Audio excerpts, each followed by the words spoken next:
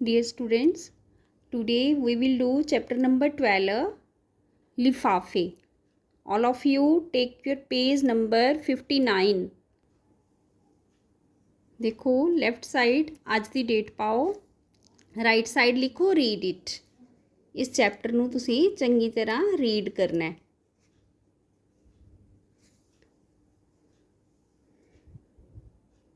ਇਸ ਚੈਪਟਰ ਦੇ ਵਿੱਚ ਲੇਖਕ ਨੇ ਸਾਨੂੰ ਦੱਸਿਆ ਹੈ ਕਿ ਪਲਾਸਟਿਕ ਦੇ ਲਿਫਾਫਿਆਂ ਦੇ ਕੀ ਨੁਕਸਾਨ ਹਨ। ਇਹਨਾਂ ਦੀ ਵਰਤੋਂ 'ਤੇ ਰੋਕ ਲੱਗਣੀ ਚਾਹੀਦੀ ਹੈ। ਸਾਨੂੰ ਕਾਗਜ਼ ਦੇ ਲਿਫਾਫੇ ਵਰਤਣੇ ਚਾਹੀਦੇ ਹਨ। ਠੀਕ ਹੈ, now we will read word meaning. Page number 60, ਔਖੇ ਸ਼ਬਦਾਂ ਦੇ ਅਰਥ। ਦੇਖੋ ਮੇਰੇ ਨਾਲ ਰੀਡ ਕਰਨਾ ਤੁਸੀਂ। ਫਟਾਫਟ, ਛੇਤੀ ਛੇਤੀ, ਗੁੜੁਚ ਹੋ ਜਾਣਾ, ਪੂਰਾ ਭਿੱਜ ਜਾਣਾ, ਕਲਪਿਆ, ਦੁਖੀ ਹੋਇਆ, ਖਤਮ, ਸਮਾਪਤ। Come on next line. ਖੱਡੇ, ਟੋਏ, ਦੋਸ਼, ਕਸੂਰ, ਉਪਜਾਊ, ਪੈਦਾ ਕਰਨਾ, ਰੋਲ ਅਦਾ ਕਰਨਾ, ਭੂਮਿਕਾ ਨਿਭਾਉਣੀ। ਇਹ ਵਰਡ ਮੀਨਿੰਗ ਤੁਸੀਂ ਲਰਨ ਕਰਨੇ ਹੈ। ਉੱਪਰ ਲਿਖ ਲਓ ਲਰਨ ਇਟ। ਇਸੇ ਤਰ੍ਹਾਂ ਲਿਖ ਲਓ ਤੁਸੀਂ learn it. Now come on page number 59। ਇਸ ਚੈਪਟਰ ਨੂੰ ਪਹਿਲਾਂ ਸਮਝੋ ਚੰਗੀ ਤਰ੍ਹਾਂ, ਮੇਰੇ ਨਾਲ ਰੀਡ ਕਰੋ। ਰੋਹਨ ਰੋਂਦਾ ਰੋਂਦਾ ਘਰ ਆਇਆ। ਉਸਦੀ ਮੰਮੀ ਦੌੜੀ ਦੌੜੀ ਬਾਹਰ ਆਈ। ਉਸਨੇ ਰੋਹਨ ਦਾ ਹਾਲ ਦੇਖਿਆ। ਉਸਦੀ ਸਾਰੀ ਯੂਨੀਫਾਰਮ ਗੰਦ ਨਾਲ ਭਰੀ ਪਈ ਸੀ। ਉਸਦੇ ਵਾਲਾਂ ਤੱਕ ਗੰਦੀਆਂ ਛਿੱਟਾਂ ਪਈਆਂ ਹੋਈਆਂ ਸਨ। ਉਸਦੀ ਮੰਮੀ ਨੇ ਫਟਾਫਟ ਉਸਦੇ ਕੱਪੜੇ ਖੋਲ੍ਹੇ, ਉਸਨੂੰ ਨਵਾਇਆ ਤੇ ਦੂਸਰੇ ਕੱਪੜੇ ਪਹਿਨਾਏ। ਨੈਕਸਟ ਪੈਰਾਗ੍ਰਾਫ ਹੈ, ਇਹ ਕਿਵੇਂ ਹੋਇਆ? ਹੁਣੇ ਤੇ ਤੂੰ ਤਿਆਰ ਹੋ ਕੇ ਸਕੂਲ ਗਿਆ ਸੀ, ਮੰਮੀ ਨੇ ਪੁੱਛਿਆ। ਮੰਮੀ ਜੀ, ਰਸਤੇ ਵਿੱਚ ਆਪਣੀ ਗਲੀ ਦਾ ਸੀਵਰੇਜ ਰੁਕਿਆ ਹੋਇਆ ਸੀ।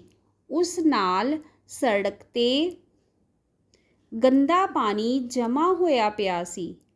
ਮੈਂ ਸੋਚਿਆ ਮੈਂ ਪਾਣੀ ਵਿੱਚੋਂ ਸਾਈਕਲ ਕੱਢ ਲਵਾਂਗਾ, ਪਰ ਸੜਕ ਦੇ ਇੱਕ ਖੱਡੇ ਵਿੱਚ ਮੇਰਾ ਸਾਈਕਲ ਵੜ ਗਿਆ। ਖੱਡਾ ਮਤਲਬ ਟੋਇਆ, ਤੇ ਮੈਂ ਡਿੱਗ ਪਿਆ।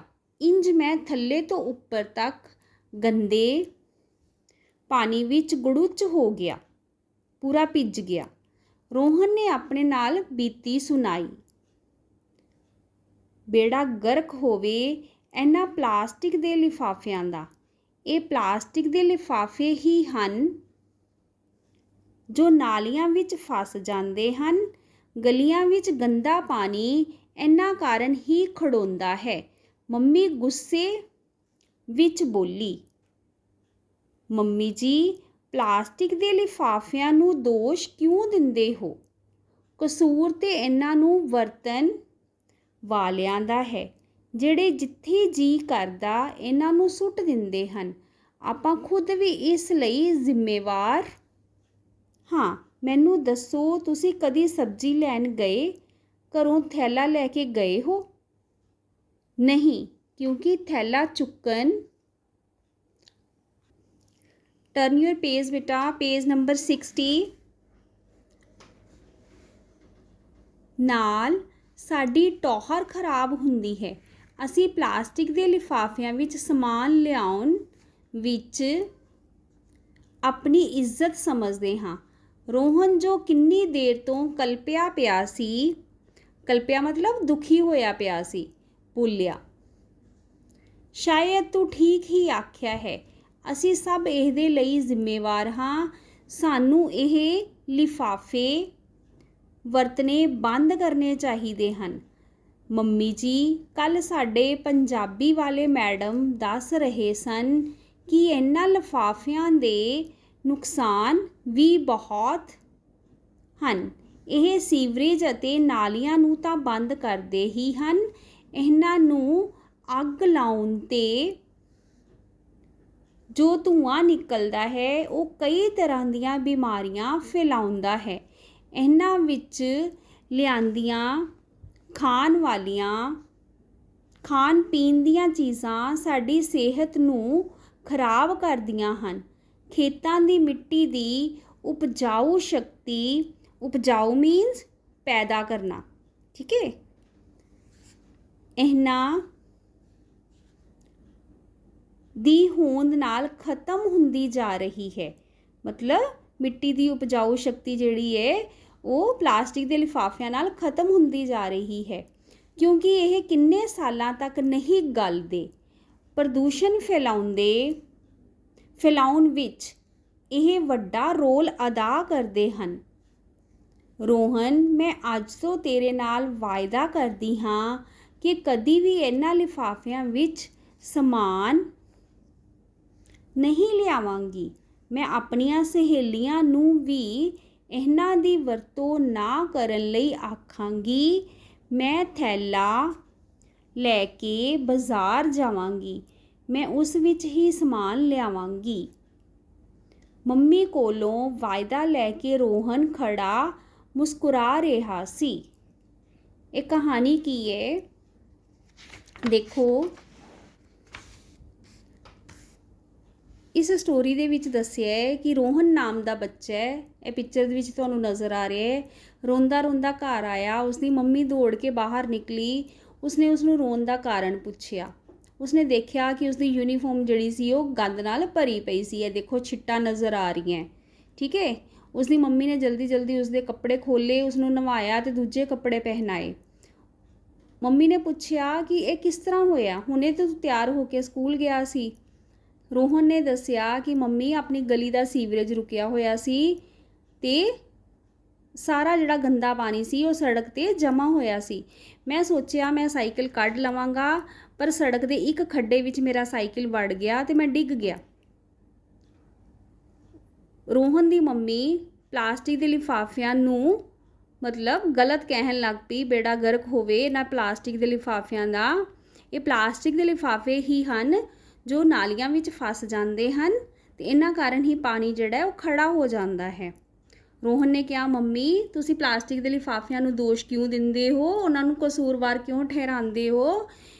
ਗਲਤੀ ਤਾਂ ਇਹਨਾਂ ਵਰਤਣ ਵਾਲਿਆਂ ਦੀ ਹੈ, ਸਾਨੂੰ ਇਹਨਾਂ ਨੂੰ ਯੂਜ਼ ਹੀ ਨਹੀਂ ਕਰਨਾ ਚਾਹੀਦਾ, ਠੀਕ ਹੈ। ਅਸੀਂ ਸਾਰੇ ਜ਼ਿੰਮੇਵਾਰ ਹਾਂ।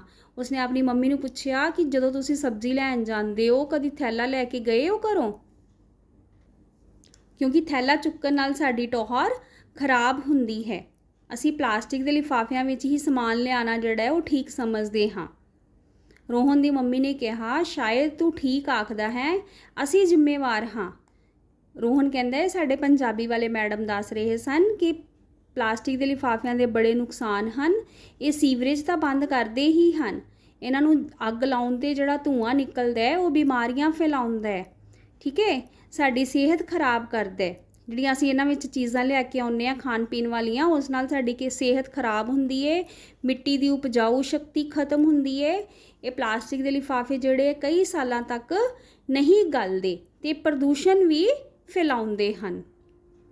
ਰੋਹਨ ਦੀ ਮੰਮੀ ਨੇ ਕਿਹਾ ਕਿ ਅੱਜ ਤੋਂ ਮੈਂ ਵਾਅਦਾ ਕਰਦੀ ਹਾਂ, ਮੈਂ ਕਦੇ ਵੀ ਪਲਾਸਟਿਕ ਦੇ ਲਿਫਾਫਿਆਂ ਵਿੱਚ ਸਮਾਨ ਨਹੀਂ ਲਿਆਵਾਂਗੀ, ਠੀਕ ਹੈ।